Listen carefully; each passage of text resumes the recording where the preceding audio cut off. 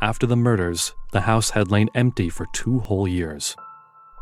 The newspapers were full of sickening details about how brutal the crime was, and whenever prospective buyers heard what had happened behind those gray concrete walls, they stayed well away. Then, one day, a young married couple named Mr. and Mrs. Griffin came to view the house. They liked the look of it, and the price was very low, so they decided to buy it. Before they moved in, they had some workmen come to clean the bloodstains off the walls and the kitchen sink. They had to install new carpeting to cover the stubborn bloodstains on the floorboards, and even after airing the house out for a week, there was still an odd smell that lingered in the hall closet. The Griffins thought it was best to avoid telling their children about the grim history of their new home. There was no sense in needlessly upsetting the little ones, and it might cause them some sleepless nights.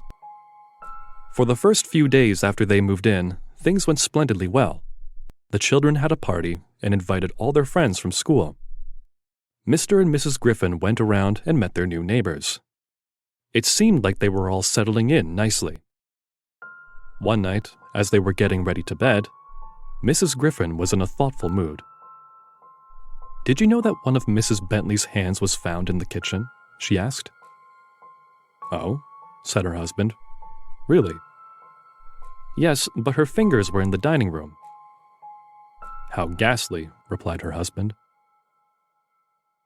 "I wouldn't mind if he had used a gun, but the way he carried it out, bits here and bits there, well, he made a mess of the whole house."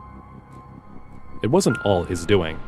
If Mrs. Bentley hadn't insisted on dragging herself around from room to room trying to escape, well, she wouldn't have had to drag herself if he hadn't chopped off her legs, said his wife. "I suppose you are right, dear," Mr. Griffin replied. "But the manner in which Mrs. Bentley's sister was killed, that was ruthless too," said Mrs. Griffin. "He didn't plan it in advance, you see," said her husband. "How was he to know that her sister would drop by unexpectedly?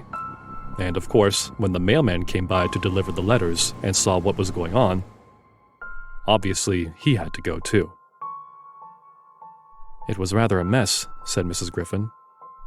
"Anyway, I think I'll take a bath before bed." "In the bath where he chopped off her legs?" asked her husband. "Yes, that one. The bath downstairs looks a bit too dirty." "Well, in that case, I'll just pop in the bathroom while you're getting ready." Mr. Griffin was shaving himself in the bathroom when he suddenly felt very strange. Staring at himself in the mirror, he knew there was something wrong. He just didn't feel himself.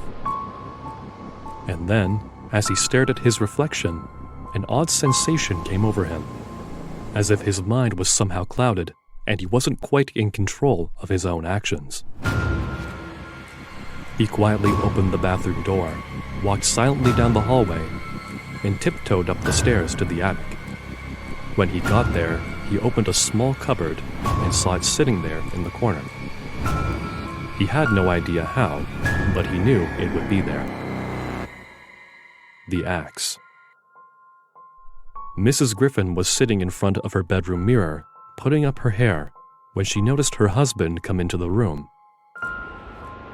His hands were behind his back, almost as if he was hiding something, and there was a curious look on his face. "What are you thinking, dear?" she asked. "I'm thinking I won't make such a mess this time," he replied.